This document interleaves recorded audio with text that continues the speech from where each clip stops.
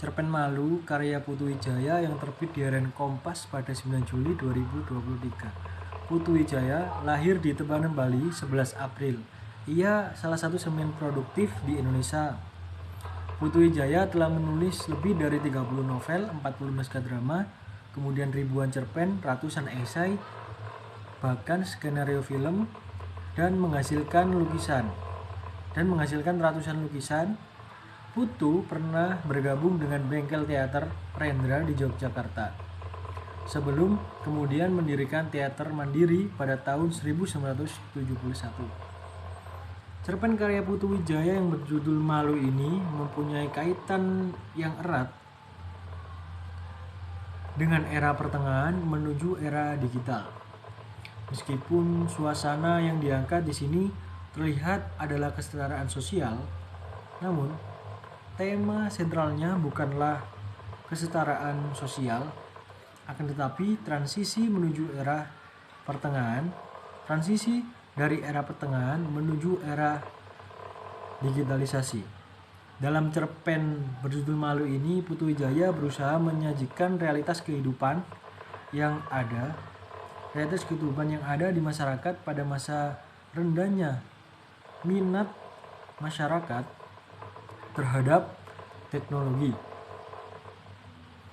menuju era yang penuh dengan digital yang serba modern ini, di mana masa digital ini semuanya serba viral. Putu Wijaya juga menimbulkan kenyataan yang ada di masyarakat dengan berusaha memenangkan kebenaran, tetapi justru pihak-pihak yang selalu jujur dan berbuat benar itulah yang kalah dalam cerita ini. Tanpa memandang hal itu, tanpa memperhatikan edukasi ataupun yang penting viral. Tema yang disajikan dalam novel Malu ini cukup rileks di era modern ini, karena pada umumnya orang kaya pada zaman ini hanya memikirkan konten tanpa memandang perasaan orang yang mereka jadikan konten. Hal ini dibuktikan pada ending yang menunjukkan bahwa seorang anak menggunakan mobil mewah berhenti di dekat toko utama.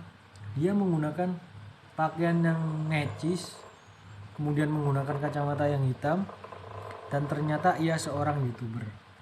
Di sini juga diselipkan beberapa sindiran terlihat dari kesenjangan kelas. Kata pada novel tersebut, si toko kaya berbicara dengan pedenya mengatakan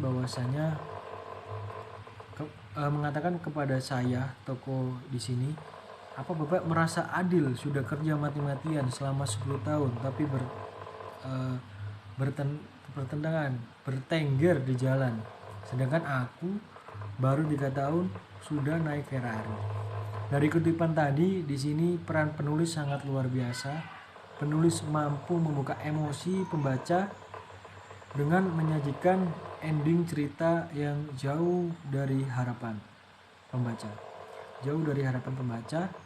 Kemudian pada umumnya hal itu merupakan nilai lebih dari cerpen ini, sehingga sangat menarik untuk dibaca. Kemudian dari penokohan, tokoh Aku merupakan sosok yang menjunjung tinggi nilai kejujuran. Hal ini dapat kita lihat pada penggalan percakapan antar tokoh pada cerpen tersebut. Kutipannya sebagai berikut. Saya memang mengambil barang yang tergeletak di jalanan, bukan mengambil barang yang ada di rumah pemiliknya. Tidak mungkin ada barang berharga ratusan juta yang tergeletak di jalanan tanpa ada pemiliknya. Kemudian dalam insiden di tempat kerja, toko saya dengan lantang membela teman kerjanya. Hal ini dibuktikan dengan dialog toko saya yang berbicara, masa menemukan dianggap mengambil milik orang lain. Dengan maksud memiliki itu memang mencuri. tapi sekali lagi menemukan sesuatu tanpa ada maksud apapun. Salahnya apa? Ini tidak adil. Bukti keadilan sudah dimonopoli oleh orang-orang kaya. Di sini tokoh saya betapa sosok saya ini mewakili kelompok minoritas dalam masyarakat. Waktu itu masyarakat yang waktu itu masih menjunjung tinggi nilai-nilai kejujuran. Terlepas dari dunia digital atau modern yang saat ini hanya memandang sosial media dan viral. Keadaan kehidupan masyarakat di era digital ini membuat manusia haus akan hidup.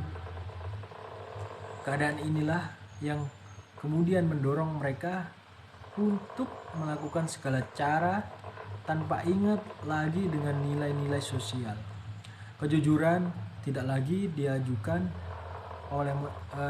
dijunjung tinggi oleh manusia, seolah-olah menjadi sesuatu yang terlupakan, sesuatu yang tertindas, sesuatu yang tidak mempunyai tempat di masyarakat.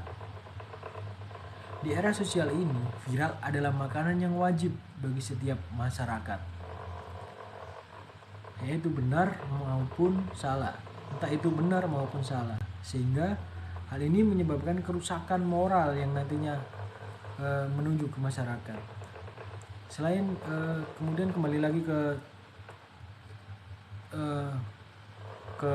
cerpen, memiliki tema yang unik menggunakan sudut pandang orang pertama. Contoh di sini seperti saya. Terus novel karya Putu Wijaya berjudul ini mampu membagikan emosi pembaca. Di samping itu juga memperkaya pembaca dengan hal-hal yang mampu dijadikan bekal untuk terus mengarungi kehidupan yang masih berjalan hingga saat ini.